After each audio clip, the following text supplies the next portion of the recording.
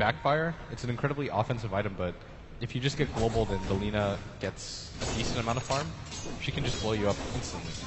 As your judgment at this place, God, he's got a decent amount of farm net worth-wise. He's actually second behind the Queen of Pain. Is this enough of a close gap for God to go for an Orchid of his own?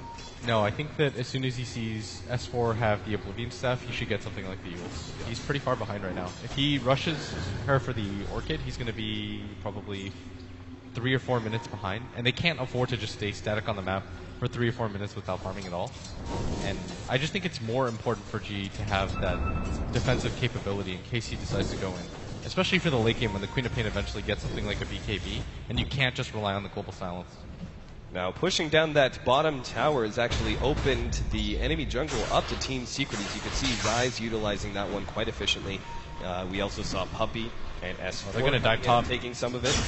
Jump in, Fisher leading the way. RTZ looks like he's going to be popped here. They use the global silence just to make sure God is going to be fine. S4 comes in, silenced up. G does have enough for a TP out, and there's no stuns coming out from Team Secret. So free kill and a walk away from VP. Yeah, and that's huge because how often do we see RTZ at 0-3-3 right now? At this phase of the game, VP are finally one of the few teams to really just take it to him and contest that safe laner. Luna's a hero that's kind of similar to Gyrocopter, but at the same time, there's a lot of limitations.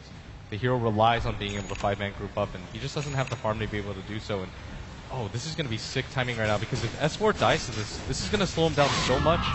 Yang comes in. They manage to get the Fisher just ahead of the jump. Double drops, but still not enough. S4 manages to get the blink away. It felt like it was going to be a really tough. Like, VP had to combo that perfectly. Fisher into both the Familiars and the Echo Slam to follow it up, and that just didn't quite happen.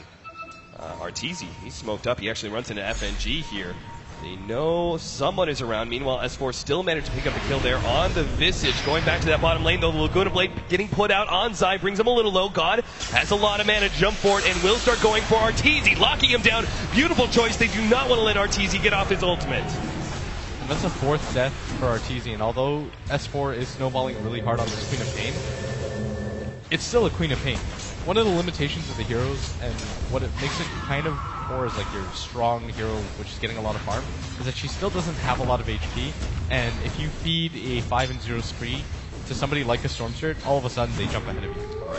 So he has to be so careful about how he dives, and there's a lot of different heroes on the side of VP that can punish him. There's Global Silence, DK Phobos is getting closer and closer to his Blink Dagger. He has to be really careful at this phase of the game. Despite what Kuro was doing there, he was actually stopping his